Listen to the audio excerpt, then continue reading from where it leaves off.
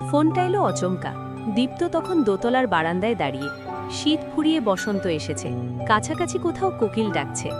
দীপ্ত একা একা হাসল। অন্বেষা মুখ মনে পড়ল। ঠিক 7 দিন বাদে ওরা থাকবে মৌরিতে। হঠাৎ খুড়তুতো বোন ঝুমার গলা শোনা গেল, দাদা ভাই তোর ফোন, কে একজন আননোন নাম্বার থেকে ফোন করেছে। বিরক্ত হলো দীপ্ত। 3 দিন বাদে বিয়ে, সকাল থেকে বাড়ি গম গম করছে আত্মীয় স্বজনে। তবুও সিঁড়ি দিয়ে নেমে এলো ও। ঝুমা ফোঁটা ধরিয়ে দিয়ে আড়ালে মুচকি হাসল। দীপ্ত হ্যালো বলতেই ওপাশ থেকে এক ভারী কণ্ঠস্বর ভেসে এলো। দীপ্ত চ্যাটার্জি বলছেন। হ্যাঁ, কে বলছেন? আপনি আমাকে চিনবেন না, নিরুপায় হয়ে ফোন করছি। কেন বলুন তো? আপনার তো সামনে বিয়ে, পাত্রী অন্বেষা সান্যাল। খবর পেয়ে অনেক কষ্টে আপনার নম্বর জোগাড় করেছে একটা জরুরি খবর দেওয়ার জন্য। দীপ্ত একটু অবাক হয়ে বলল, খবর? কি খবর?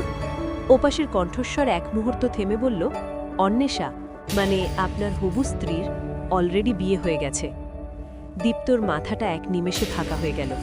একটু আগেই ও হানিমুনের কথা ভাবছিল, আর এখন এক উটকো লোক ফোনে জানাচ্ছে অন্বেষা বিবাহিত। ওপাশের লোকটা থামল না। চমকে উঠলেন?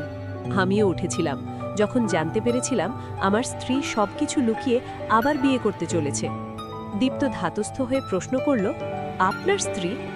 হ্যাঁ, 7 বছর আগে আমাদের বিয়ে হয়েছিল।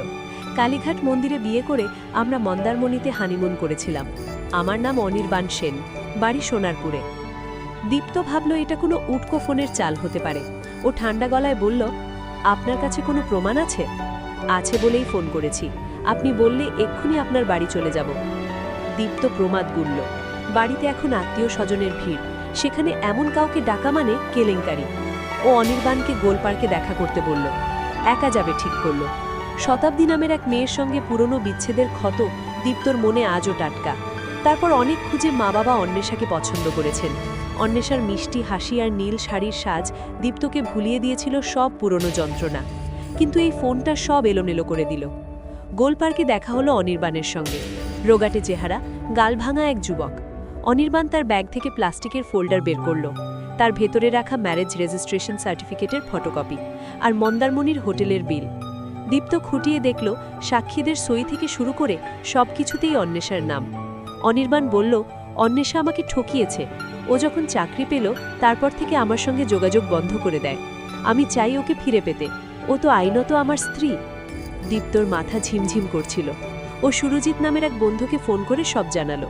সুরজিৎ পরামর্শ দিল, তোর উচিত সরাসরি অন্বেষার সঙ্গে কথা বলা। ও কি বলে আগে শোন।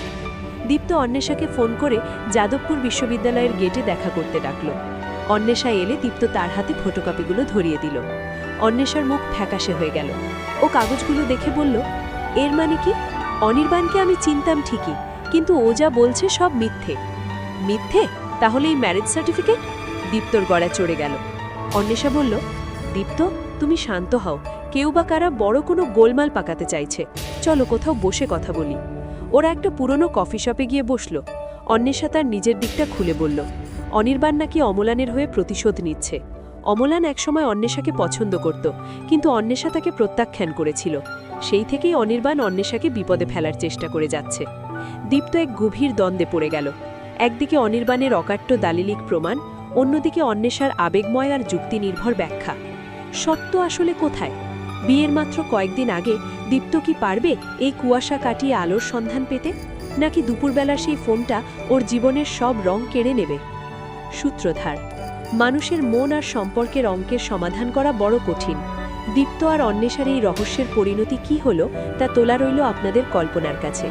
সিজার বাগচির এই গল্পটি আপনাদের কেমন লাগলো তা জানাতে ভুলবেন না। শুনতে থাকুন স্টোরি বিয়ন্ড।